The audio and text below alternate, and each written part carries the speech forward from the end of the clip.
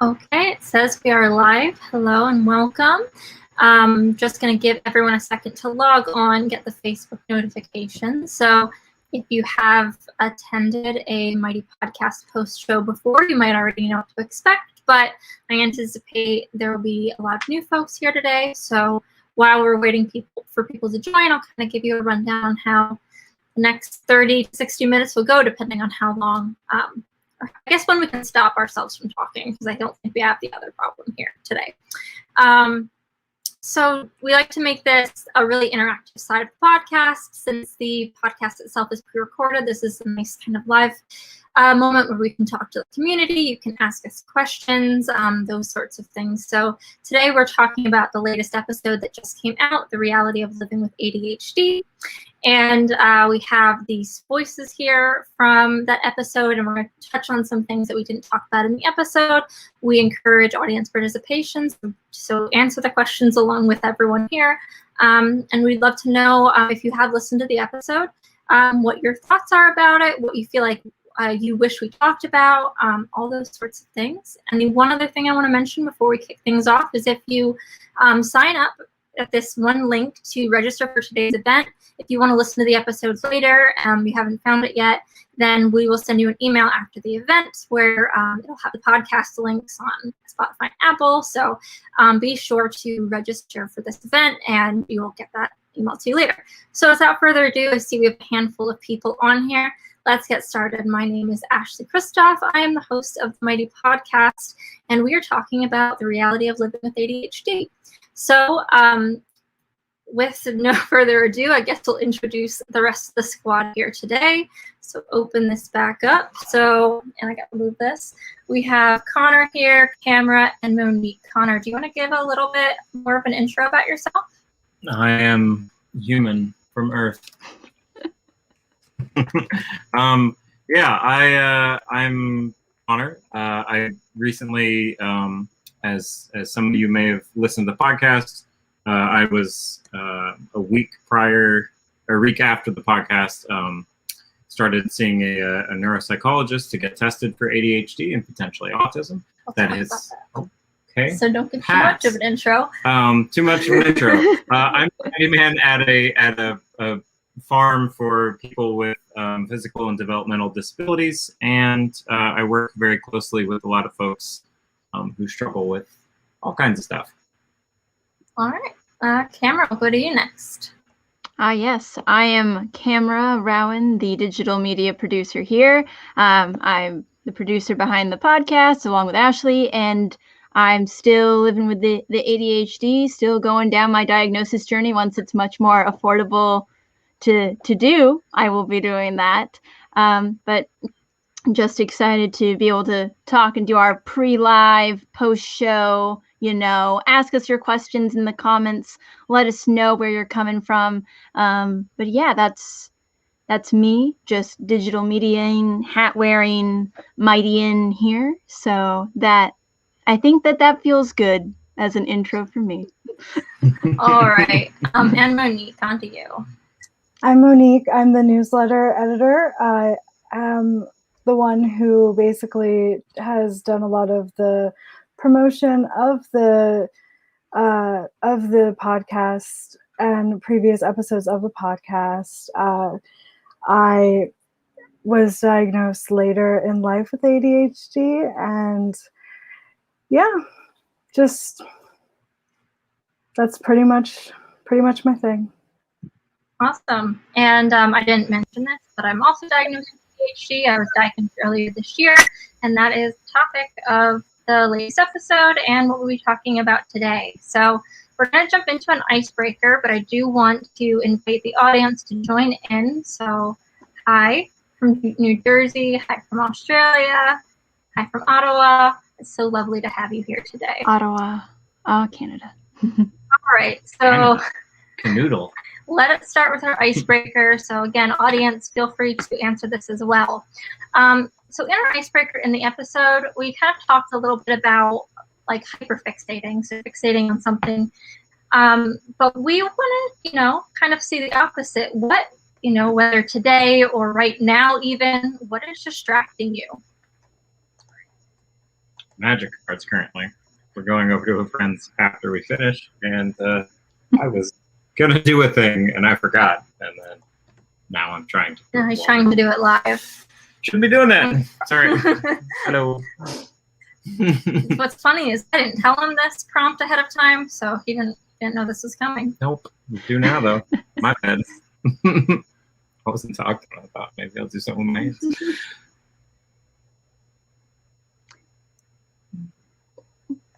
So aside from the magic cards, the other thing distracting me is that I just got a big bag of beef jerky from California that I used to get beef jerky from, and I'm really excited to eat that, particularly because it is dinner time and we're not eating till after we finish the live stream. That's great. Monique.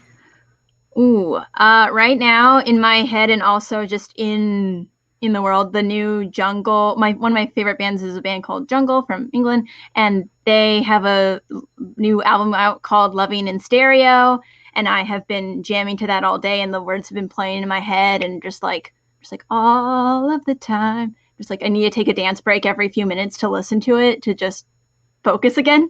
So that's basically what's been on my mind.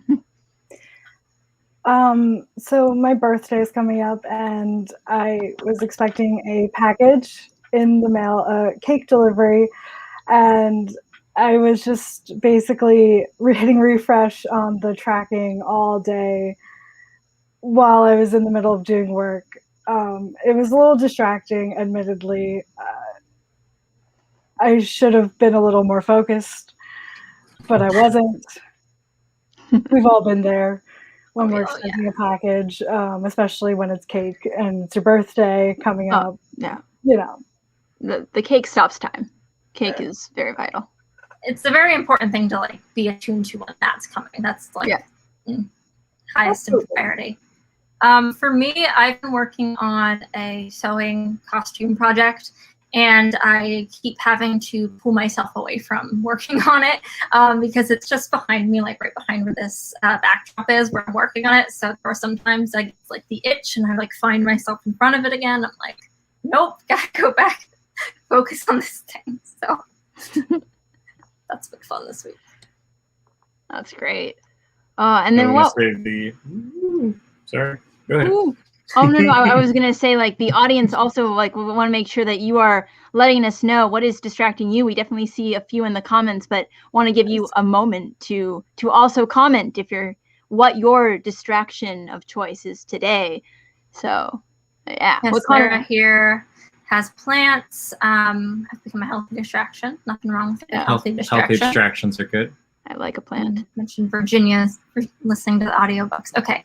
Cameron, whatever you were going to ask or say. Oh, Connor was going to say something. I just didn't want to cut him off. Oh, yeah. Yesterday, I got like nothing done at all because it was like extremely hot and like 95% humidity and just miserable. And I just kept stopping in the middle of stuff and going, gosh, I'm hot. And then just like spacing out for a minute, trying to defeat the heat.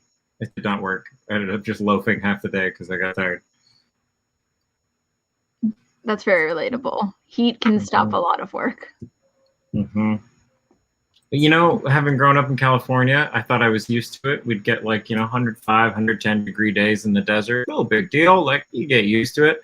But that was with like 1% humidity because it's in the desert as opposed to here. It just feels like you're taking a bath all the time when you walk around. Like a hot bath all the time. That's not the kind of hot bath I want to be having with heat. Oh my goodness. But we have a lot of work. I feel like work is a big distraction. Mm-hmm. Work can distract you from work. Like, it's true. I mean, Rick, too much work and they want you overtime. Oh my word. Yeah, Rick. Yeah. Nah, that would distract me. I feel like today as well, I've been distracted by like little decisions that I need to make where it's like, I need this now, and it's like, okay, but do I contact this person or this person? Do I make this decision or this decision? Do I say this time or this time? And I've just been in that like, the rotating like loading thing that meme where it's like, oh yeah, like what am I supposed to do? Constantly buffering, yeah. Yep. It's a buffering day today. Michelle also put writing projects. Oh, yes. All right, so please keep giving your distractions. I'd love to see what's distracting everyone still, but let's move on to some more of the meat of the conversation here. So I did want to ask, and you already started alluding to this a bit. I know you, Cameron and Connor, you both kind of talked about you were starting your diagnosis journey again in some capacity. So I'm just curious, for anyone here, including you, Monique, has there been any changes or things you've learned about yourself since we've recorded this episode in regards to your ADHD? I'm gonna give someone else a chance to talk first. I think you're already technically started. So all right. Well, then I'll just pick up mid-sentence where I left off. Yeah, since am I full screen? So that you're talking. Oh, Just trying to get you to lean in. Lean in. Sorry, I am leaning the other way. It's reversed, so I'm not. Like Mom would say, I'm lucky I'm cute. The week after we recorded that podcast, I had my first interview is not the right word. Consultation appointment with the neuropsychologist, and went through that whole thing. We did 3 weeks of testing, and that took 17 different kinds of surveys and tests and all sorts of fun things, culminating into one that was 2.5 hours of cognitive testing. And then got my diagnoses. Super cool. Found out I have a lot more going on in my head than I thought. Tested top 2% in the country for IQ, which is surprising to me. I am on the autistic spectrum, and which we had some pretty. Everyone that I've talked to since then and been like, yeah, it turns out I'm autistic, has gone. Yeah, no surprise there. I do have what is the both ADHD. The combined. Combined. I present combined on the ADHD spectrum. And then there was a sad one that we don't need to get into. I got diagnosed with dysthymia. Yeah, I think so. But she said that's very common in people with high IQs. I fall into existential crises every 15 minutes. So apparently that's pretty common. So yeah, that was neat. Finding out all those things brought me a tremendous peace of mind suddenly. I was like, cool, well, I guess now I understand why I don't understand things as often. The validation is very helpful. Validation's been very helpful. It's been really neat to know some neat things. Yeah. I do want to mention one question here. Tanya asked, can you have ADHD and Asperger's? Yes, you can. Asperger's has been kind of reclassified under autism spectrum disorder, and they are definitely possible to have together, as we have two people here. Yeah. Now. That was something the neuropsychologist mentioned to me, is that things like high functioning, words like Asperger's, aren't really used anymore, but that would have been my classification a few years ago. For sure. So yes, Tanya. Makes sense. You can also grow a magnificent beard. Oh, not everyone. I mean, I think that's just a bonus. You have an epic beard. I do. It's getting bigger too. Much to Ashley's chagrin. It's gonna be a 5 foot long, just billows in the wind. I have a small nest of birds in there. Oh my goodness. Well, you're way ahead of my journey, Connor. I'm a little jealous, as I've went through talking with a bunch of different psychiatrists in my insurance plan, and learning that neuropsych testing, at least in California, is not really covered under my insurance. It's very expensive. Very much out of my price range to do at this moment. I'm just looking for cheaper options right now. But in the meantime, it was $40 for me. So wow. Here. Yeah, I would love it to be $40. The 3 weeks of testing was $40. Come on over. That's definitely not $800. Like cheapest I think I found is $100 if I went down to Newport Beach. And I'm like, oh, like I could do that, I guess. But now that you've said the $40 thing, I kind of want to find my insurance totally covered it. Come move out here. It's wow. Well, there are drawbacks from living in California. But either way, I have been starting to work with a therapist, though, a new therapist, and I'm very happy about that so far. It's going well doing that remotely and kind of just getting back into the, let's get into all of this. And she hit like one of the points where I basically told her one of like the deep points that usually I don't get into until part 10 of therapy was part 1. I'm like, so we're just hitting it right off the bat. Sure, let's go to that point right here, right now. So therapy's good. I had this conversation with Connor a couple weeks ago. I had an appointment, and I was just like, I don't want to go. And it wasn't like I didn't want to go because it was because I was just like, I know I'm very open about my mental health, but like it gets exhausting to talk about it sometimes. So I totally feel that. Yeah, no, I can definitely relate to that. I've had moments where I'm like, yeah, no, I don't feel like going to therapy today. Can I skip this session? But I only go twice a month, so it's like I should probably go. But no, I have probably have had more or less the same feelings, and in terms of like from like doing the podcast that I do now. The only difference is I'm more, I guess, embracing of my ADHD and working with my therapist and finding the solutions that I need to and feeling more comfortable with setting boundaries along with that work, like along with my ADHD, that work with other people. My biggest thing is like setting those boundaries in general is just really difficult with the people most close to me. Like especially the people like that I live with is very difficult. So just working on that, and then that has been something that we've been working on, and I find that it's been really helpful, especially having that knowledge and that insight. Agreed. Sure. Well, I see a lot of good comments coming in. We're like popping it up and all of that. I see. Yes, we are discussing onset, adult onset. We're discussing childhood. We're discussing all of the range of ADHD and the diagnosis. We're in our little how we're re-diagnosing journey, and also just the pressures of therapy right now, Dion. So yes, very nice. I do see, we guys are talking about price. Christine says thousands in Canada for that.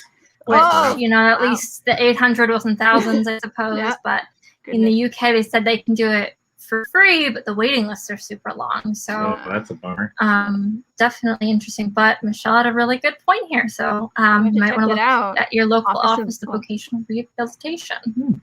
I will be looking into that. Thank you, Michelle. I appreciate that. Some good options. I do want to talk about this question. Let's chat about this. I think this is going to be an interesting topic. I was hoping you would pick up. Absolutely. So do you think that empaths are common amongst people with ADHD? Yes. In my experience, being that all of us are empathic and all of us have it, I would say in this particular case, correlation would imply causation. I feel like there's something very specific that we talk about when we talk about like certain behaviors or activities or way you do things. Wow, I lost my train of thought.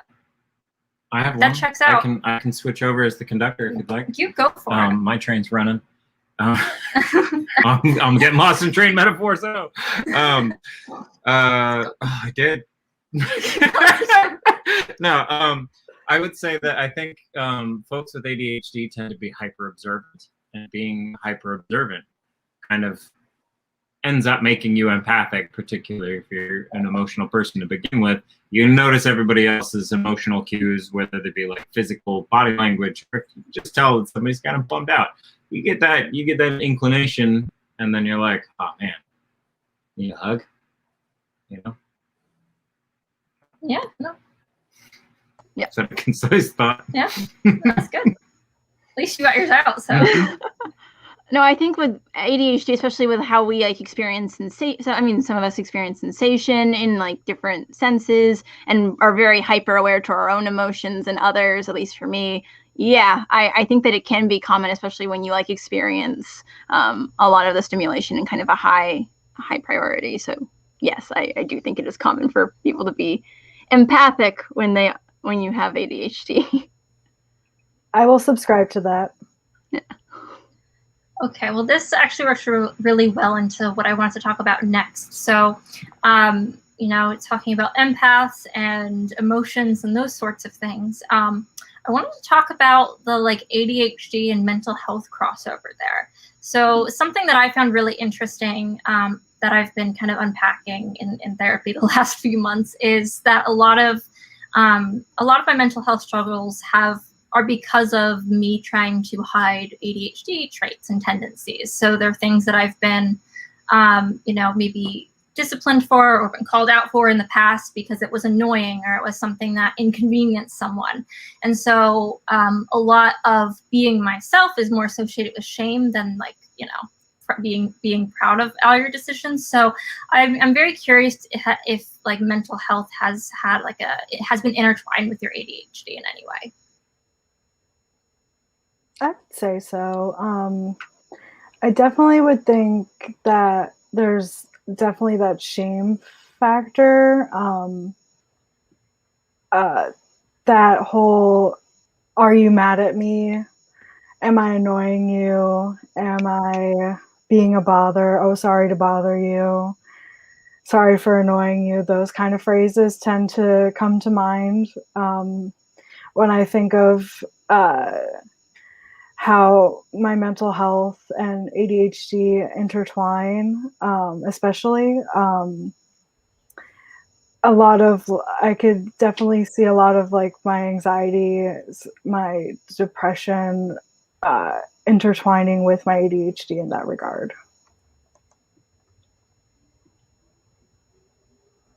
Yeah, I would say similarly. Yeah. Sorry, Cameron. Go ahead, bud. I've been talking. Oh. All good. No, I'm kind of just in agreement of, I feel like a lot of my ADHD connects to everything in my mental health. Like even in like the beginning of my like trial to like, can I be diagnosed for ADHD again? The psychiatrist is like, I'm wondering if this is your anxiety or your ADHD, or ADHD causing anxiety, or anxiety reflecting as ADHD. I'm like, huh. That's an interesting way to think about it. But I do feel like this, like the changes in my mood and the having to like feeling like I'm processing things slower than certain people, or feeling like I can either focus or I can't focus, will definitely affect my mental health. Or just feeling like if I'm having an ADHD, what I call my ADHD moment, where I'm like, that's probably because my ADHD, but it still doesn't help when I'm like, oh, okay, well now I'm feeling kind of like, I feel like I'm leaning back into depression because of this, or okay, I've got to work on that, or oh, and is this ADHD or my anxiety? Like, like now I'm just even more anxious on top of the feeling that I've been caused. So like, which one is it, and what is exacerbating it? So yeah, a lot of intertwined tanglings, I would say there. Yeah, I would 100% agree there, because a lot of what I've been untangling is that exact same thing. And when I was talking about this in the episode, I said, like, I don't feel like, the first therapist that I had who I got diagnosed with anxiety and depression, like, I didn't feel like that was, not that it wasn't right, but it wasn't the core of what I was dealing with. Like, I wasn't, I was depressed and I was anxious because of things that happened because I had ADHD. And so trying to like unpack and unravel each of those things is a very like tedious journey to just like understand yourself a little bit better. Yeah. I mean, the dysthymia thing plus the autism diagnosis definitely made me question a lot. I mentioned I fall down those existential rabbit holes, and that's like equal parts ADHD. I'll hear something that's like, ooh, well, that's like an interesting thought experiment. And then I'll be like in the middle of something and then just like float away and I'm off. And then there was a point that was tethered into this.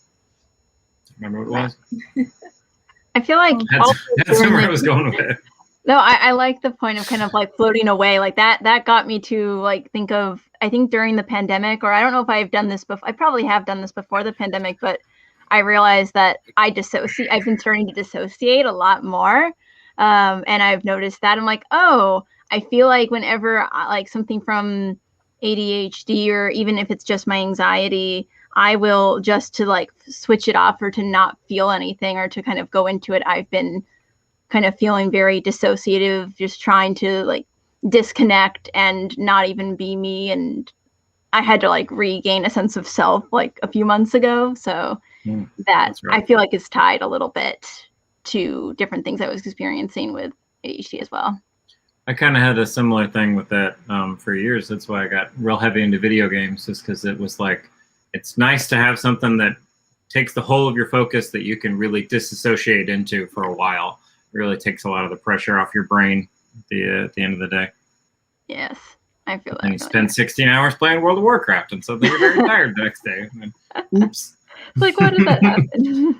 Yeah, I see a lot of people in the comments agreeing. I did want to share this one that Christine said can also appear cold to others, though, but in reality, it's a shield for being hypersensitive and empathetic. I think that is the other side of that spectrum, right? It's like I'm so overwhelmed that you have to kind of shut down and shut your emotions off because it's too much with that sensitivity for whatever reason. I mean, you and I specifically have talked about this with me, is that I keep everybody aside from Ashley at a nice arm's distance so that I don't have to deal with your emotions and mine. I'm just like, I'm sorry, I barely have the cognitive like processes here for my stuff. I just like that I can deal with hers, but any more than that's just like, I got bad knees, I can't carry this much weight, you know?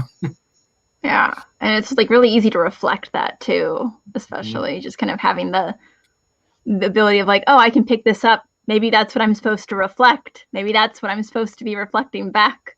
So, yes, relate to that. All right, what comment were you gonna pull up, Camera? Oh, I just liked the tangle, or a lot of tangling. Yes, Ruth. Tangling is exactly what I was thinking with anxiety and ADHD. But yeah, thank you for joining us. We're so happy that you popped up, and you should go listen to our podcast full episode. I would say I think that would be great for you. Yeah.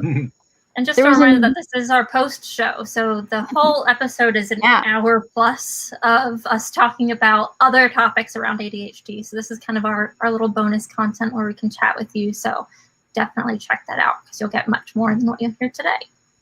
Exactly. There was another comment I wanted to bring up. I'm like trying to find it again. So Dion was asking, can CPTSD cause ADD or learning disabilities? I was bullied horrendously from the age of 5 through high school, now 51, and decided a new career path in full-time school. Congratulations for being full-time in school again. That's amazing. Really struggling with learning. And that's an interesting thing because I grew up with learning disabilities and that were kind of associated and connected with my ADHD, which is like the ADD was diagnosed as that. I'm not sure, as I'm not a licensed professional, as neither of us are, or only lived experience.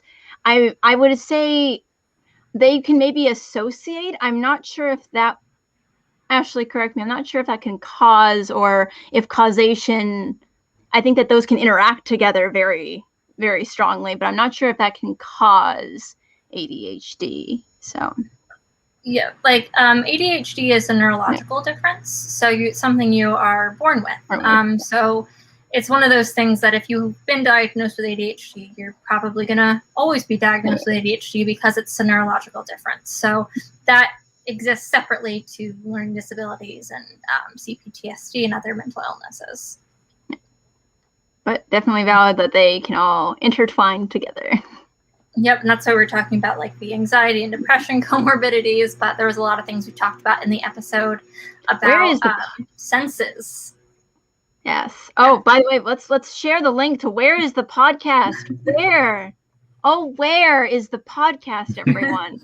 It is on Apple and Spotify and Anchor. This is the link to our Anchor page that can take you to Spotify or Apple, wherever you are. Go to Apple Podcasts and leave us a review of what you want, like what you liked about the ADHD podcast, or like what episode topic you'd like us to do next. And we will get into that. But let me put this also in the comments. Woohoo. And here. Oh, yes, I will plug it. I will plug the podcast all day, Rick. All day, every day is our thing we like to do. But yes, check out the ADHD podcast. You know, I mentioned, I think, in that podcast about how it's weird to hear my own voice on the answering machine at work, and I don't like that. I managed to get through the whole podcast. It was enjoyable despite my voice. All right. Well, I think that everyone's voice, like, I feel like, did we talk about on the podcast or one of the podcasts at some point that everyone kind of hates their own voice? Like, there's like a scientific reason why everyone like doesn't always like their voice. I don't think that's an ADHD thing. I know we've talked about it, but I don't know where. I wonder if it's that uncanny valley thing. Like in nature, you shouldn't be able to hear your own voice, and so hearing it makes your brain go, "Oh, monster." Yes. It's like the only thing that could be making my voice is a monster. I better run. It just immediately makes you uncomfortable. Oh, the only explanation. The only way it could be. As I said during the podcast, science guys, get on that. Science. There Science is, people. I think, some science or bone vibration stuff behind that. But thankfully, Jamie thinks that we have nice voices. Oh, that's very sweet, Jamie. Thank you. Jamie has wonderful hair. Yes. Oh, beautiful. Look at that. Well, Mercy. Beautiful. All right. So one last thing I wanted to talk about, but audience, if you have any other topics around ADHD you want us to discuss, feel free to put them in the comments, and we're going to try to get to those topics as well. But in the episode, we talked a lot about our senses experiencing overwhelm. So like we talked a lot about what audio overwhelm kind of feels and you know, how we experience it. We use analogies to like listening to TV and talking to people. We talked a little bit about, you know, smell overwhelm or like visual stimulation overwhelm. So I wanted to kind of talk about the other end of the spectrum, because I think in the same way that they can be overstimulating and painful in some ways, it can also be very soothing and relaxing. So I wanted to talk about things that you experience with your senses that are soothing or relaxing or have a calming effect on you.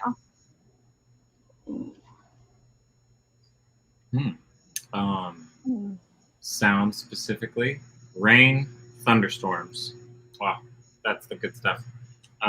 Smells specifically, pipe tobacco, cookies, fresh baked cookies, petrichor, that smell you get after rain, like earthy, that wet earthy smell. Ooh, that's the good stuff. And sage, like burning sage. It's all good. And most incenses, unless they're citrus. Citrus has the exact opposite effect. Citrus of any kind, particularly lemon, but like citrusy smells or flavors in general, immediate anger response. Brain's like, hate it, throw it in the ocean. Get that lemon out of here. No lemons here. Oh my goodness. I agree though. Sage is definitely a scent that I like, as well as Palo Santo. Cardamom recently is a scent. I went to get some cardamom because I was making some tea with my roommate, and you can just get it in the packets. I'm just like, Oh, cardamom's really nice. This is like a very pleasant smell. I enjoy that. I also enjoy lots of tea smells and tastes, and a coffee. I mean, I'll drink it once in a while, but I'm not really a big coffee drinker, but the smell, I could just the smell of coffee. All I need to do is inhale the smell of coffee, and that's enough for me. One thing I would say with sensation that I've been doing recently, or just kind of in general, I would say actually touch is big in my world, where I do a lot of tapping.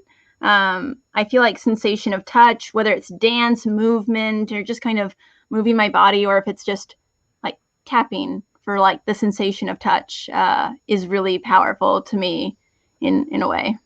I was so worried at the start of the pandemic because I touch everything. I get I can visualize textures. I get like a weird little mental picture of what things feel like. And so anytime I see anything that I'm like, oh, that's neat looking, I just start touching it. And I was so worried at the start of the pandemic because I was like, I can't touch anything. I was like, I'm going to be touching stuff and be like, I got to wash my hands. And yeah, but I love going clothes shopping because I'm like, oh, this is soft. Dude, this is soft. Dude, that's soft. Like, oh, this is nice. Drives you nuts. I'm always like, hey, come touch this. She's like, I don't need to. I'm like, it's so soft though.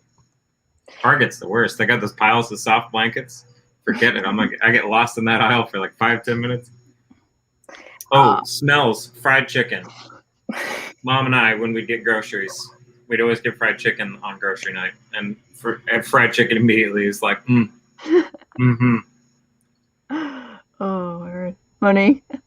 I'd have to say, I'd have to agree with Camera. The smell of coffee, as a coffee drinker, coffee in the morning, fresh roasted coffee. The smell of rain after it rains. So agree with Connor on that. I'm very big on I also can feel visualize and feel the textures in my brain, like you, Connor. So I've had that same fear in my mind, oh no, everything's awful now. My world is literally ending. But no, I like when people give me head scratches. Mm-hmm. So that's a very nice sensation, but only from certain people. Otherwise, if it's from obviously if it's from a stranger, that's weird, first of all. That old lady in the mall as a kid. Yeah, don't it's but if it's certain close people versus other certain close people, if you know what I mean.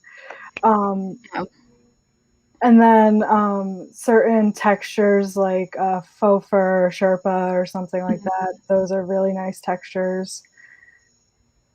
Agreed. I agree with you on the the touch thing for when certain people, it's obviously strangers no, but if you're not comfortable.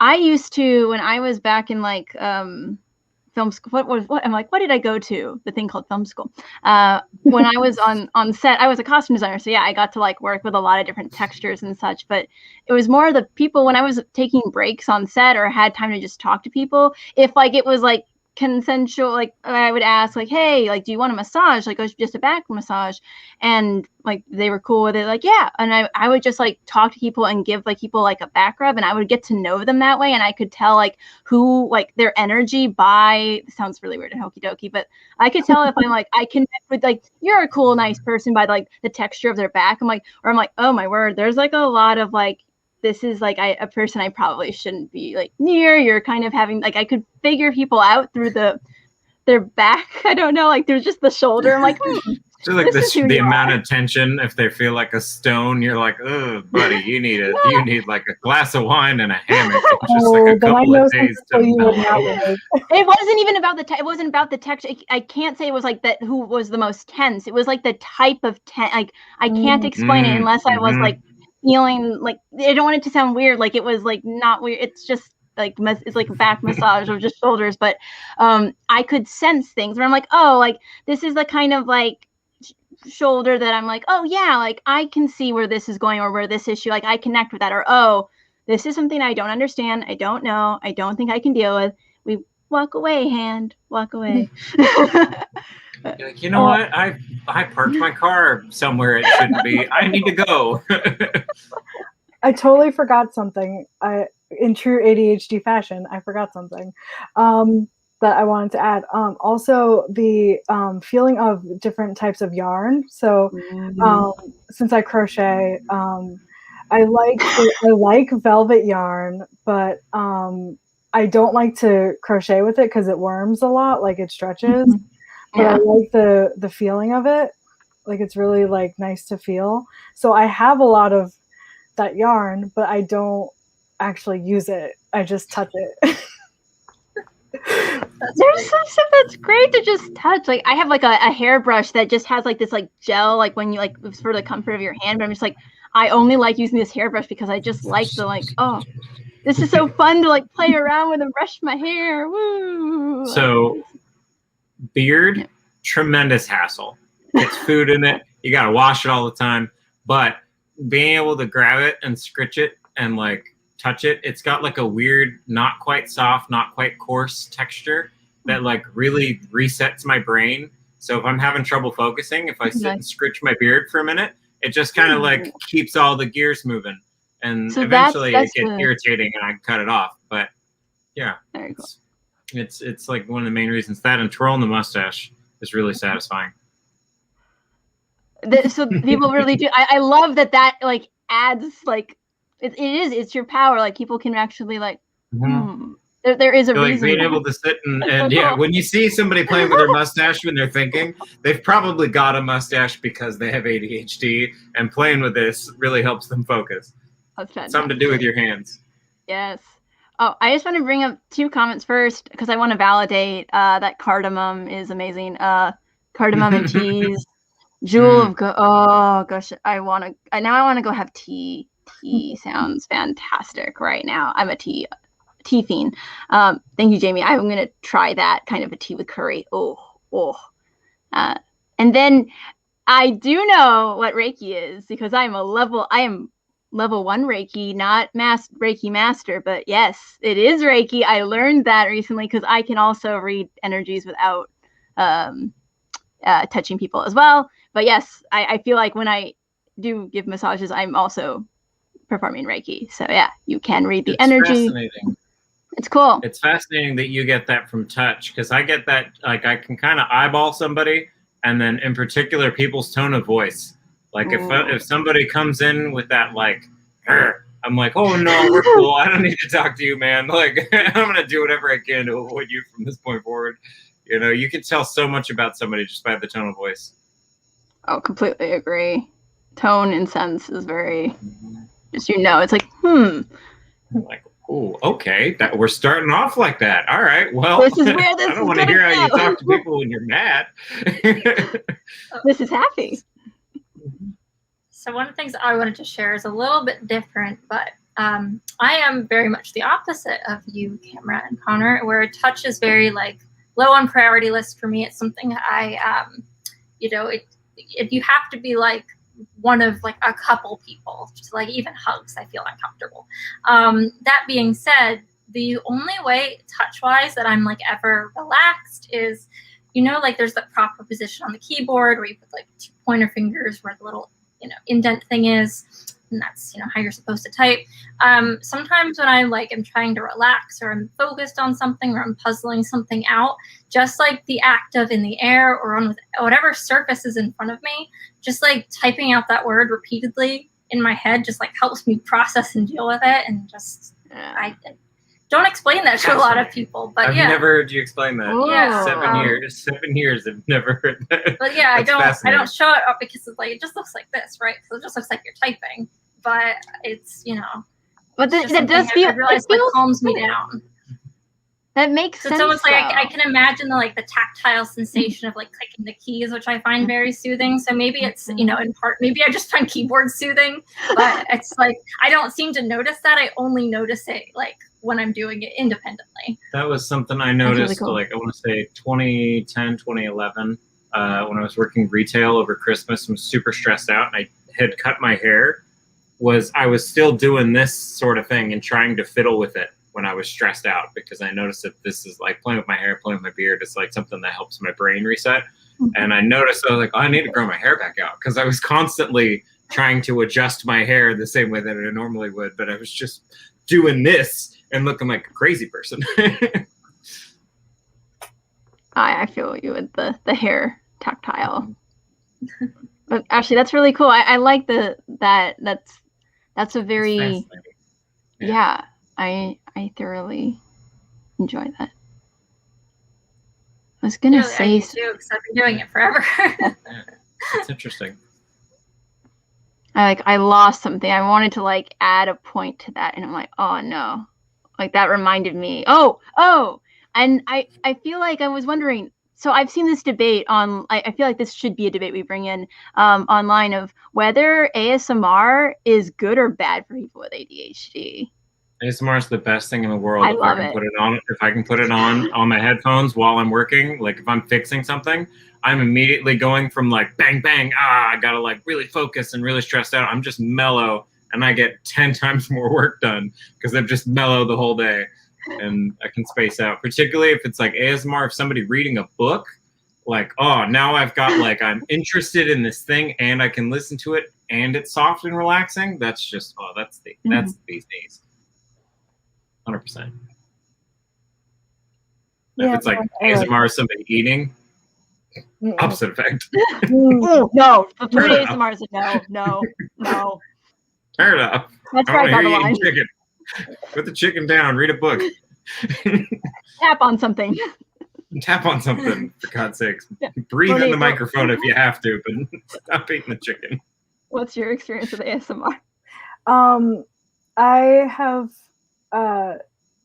seen or listened to a few ASMR videos. None of them of anyone eating, and I liked them. They were good. They were good. That's cool. Yeah.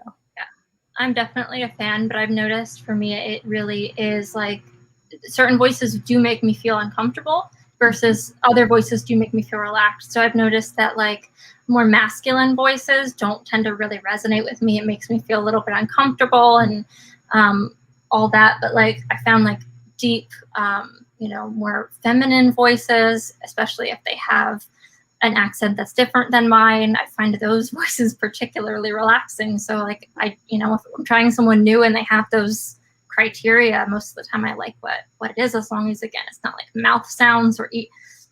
We have to stop this. This is like a thing, guys. This is like I don't mind mouth sounds. It's specifically eating. Yeah, I don't mind that. Specifically like chomp, chomp, chomp. Yeah. Yeah, like boop, boop, boop. That's fine. But like eating, no teeth. They just no teeth. Just yeah. See the tapping and touching sounds drives me nuts. Can't do it. It's not relaxing. It's just overstimulating. It's just noise, and I'm like, I don't like this. Somebody talking really quietly, it's like, oh, this is nice. This is mellow. It's like having a friend with you who talks softly and is just telling you about stuff. I like those ones a lot because it's mentally engaging, I think, as well as relaxing. You get two things out of one. Mm-hmm. Nice. I see we have a really interesting, we have a comment here that I think we if we want to touch on quickly before our what makes us mighty round. Have we talked about the link between ADHD and creativity? Have we? I feel like we haven't. I mean, I just wrote a piece in part now. I referenced my creativity in a piece I just wrote about that. But I definitely, so here's the double-edged sword with creativity, right? And this is something we did talk about. It makes you pick up like way too many hobbies that you can't actually spend time doing because you either like them for 3 weeks or you acquire every single object known to humankind about that thing. And then in like 6 months, you realize you no longer care about that. Creative when I built an entire blacksmithing forge and shop and then made one like sword and was like, God, that's so much work. And you talked about that in the episode. This is not worth the time and effort. Just sold it. It's the only thing that's keeping me from getting a Cricut maker is knowing that I probably will only use it once. It's the thing that stopped me from buying a saxophone. I actively avoid buying new hobbies. I'm like, ooh, this is cool. I could get into this. And I'm like, stop. You have like 5 masks you haven't finished. You got a coat you started making 2 years ago. Like you got 100 unfinished tattoo designs. Just stop. You've got enough on your plate. Take some off the plate, then put some on.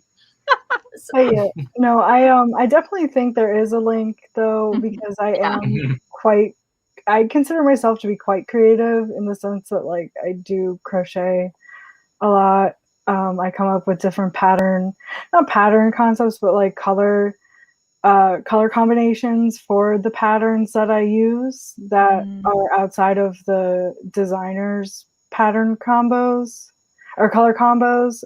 So therein lies my creativity, I guess.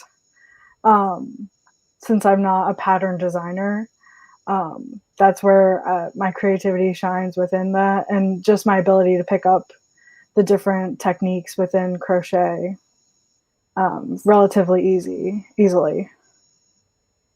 Yeah, I think that's something that's like a big creativity thing, is that people with ADHD, well, at least seems to us, like love to just jump, like with you crochet, that you can just jump into it and be like, yes, I'm excited, I'm ready to like try this new thing, and we can get hyper fixated on it for a minute. That can really get us into the groove.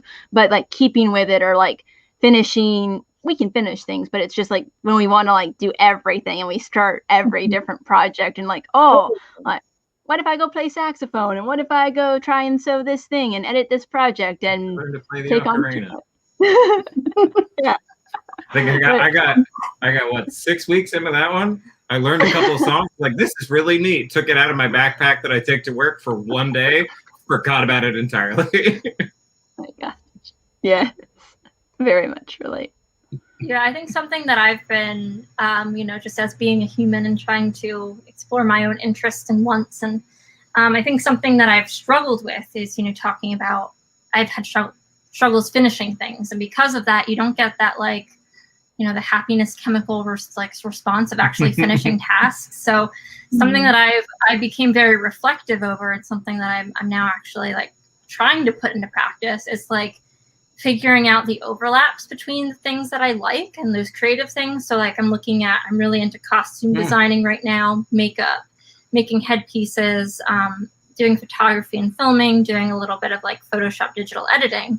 And I was just like, I can combine all of these into one project, and then I can do all of those pieces, because like what's important for me is if one type of creativity gets too tedious or tiring, if I just have to keep doing that one thing, I'm going to stop because my brain is not motivated to continue. But if I now have like 4 or 5 different creative things that are still now hitting towards the same goal, I can jump around based on how I'm feeling and what I'm in the mood to do. And I'm still working towards the same goal and not just having like 8 different disparate projects that I'm never going to finish. You just described in a way that I've never been able to put to words why I enjoyed that Magic card game so much. It's like a mix of like character building, creative expression, because you can use a bunch of different parts. And then it's also like tactical, and that I have to plan how this thing's going to work and how it's going to play against other people. And then it's also like a weird form of self-expression, and that you're like, I built a deck that's just a bunch of people in chairs. It's all the pictures that I could find of people in chairs. And like, I was just like hearing you go like, oh, it's bringing all my different interests together. It was like, oh my God, this has like 7 of my interests. Also, the arts are really cool. So that gives me a lot of it, because I like to paint them and stuff too. So, there's something to that. Now I'm going to have to climb down that rabbit hole later. Find a way to make it one path, but you get to do every item along the path or change up how the path kind of works for you. Completely. Well, that explains why I've been playing it for 20 years. So there you go. That's how we stick to things. Woohoo. All right, we do have just a few minutes left, and I want to make sure that we wrap this up the Mighty Podcast way and ask the question, what made you feel mighty this week? And of course, the audience at home too, like what made you feel mighty this week? We would like to know. As we want to know. So let us know what made you feel mighty this week. It can be something simple, little, big or small, whatever that you're being here today is a mighty thing. So let us know in the comments. Let's see what made me. I'll go first. Mighty. What made me feel mighty? I finally followed through on something I said for a year. Well, for the pandemic, for a while I was gonna do. I went to a co-working space, an outdoor co-working space. They have outdoor co-working spaces in LA, or one outdoor co-working space in LA. But I've been saying for the last 9 months, I want to go to this place and see, because body doubling, ADHD thing, I work better when I'm around other people. Don't have to talk to them. I just need to see other people working for me to be like, oh, working. Probably should do that. And it was honestly, like, besides the getting there part, wasn't part, but just like getting out of the house part, which I forgot takes time. It was great. I loved being around other people. I loved the water sounds in the background, the light music. I'm just like, oh, it's not too loud, not too soft, like outdoors, just typing away. I wish I had my monitor. Didn't like that. But besides that, the other people made it nice. So yay, mighty following through on something. So mine was probably just making it through this week. It was a very long week. Yep. And I made it through the week. So I did it. That's awesome. I think that Tonya can agree. Made it through a hard week. That is a very relatable one. We did it, Tanya. Yes, we did it. We made it through the work. Yeah, that was actually really going to be mine too. We had a family pet pass this week, and she's been in our family for 12 years. So this week has been really, really tough to get through. But I was really proud too that I acknowledged how emotional that was going to be, and let myself take that time to just I stepped away from work for like a day and a half. I stepped away from a lot of my responsibilities because I needed that time to process, and I'm really glad I took it, because I'm here today and I'm functional, which is nice, but it was much needed in coping with that this week. So that getting through this week is absolutely in the running theme here. Yeah, I think that's great that you took the initiative that you need that time, and it's good to take that time to process and to step away. You are allowed to grieve, and you're allowed to take that time and be able to come back processed, and even if you're not fully just feeling taking your time for yourself. That's awesome. What about you? Less sad. Hopefully. Yeah, less sad. Mine was honestly I noticed a significant improvement in my anxiety and my mental health yesterday. I'm a hard workaholic, and that if I don't feel at the end of the day that I was above the level of productivity that I could have done, not just the amount I can get done, but I like to do a little extra. And if I don't feel like I have that extra amount done, then I get anxious about work not going as well as it could. And I didn't do anything yesterday. It was the temperature thing said it felt like 102. We had 95% humidity. I kept getting up and then getting dizzy, and I'd sit back down. I was like, I can't do anything today. My job's really physical. And I just noticed that I was patient with myself. At the end of the day, I was like, hey, man, it's hot. Couldn't have done anything. It's fine. Let it go. And that has been something I've worked towards for the last couple of years, since realizing that I had anxiety related to work. And so it was very nice to just go, oh, hey, man, good looking out. You're right. There was nothing better I could have done without giving myself a heat stroke. So being patient with myself. There we go. Succinct. I love that. Self-patience. Yes. Yeah. I do want to share these two Yes. community ones. So Michelle felt mighty when she set up her blog posts and published 2 posts. Nice. Congrats, Michelle. Yeah. Feel free to link your blog. Yes, please do, and tell us how you did it, because the setting up part is why I haven't started. So yeah.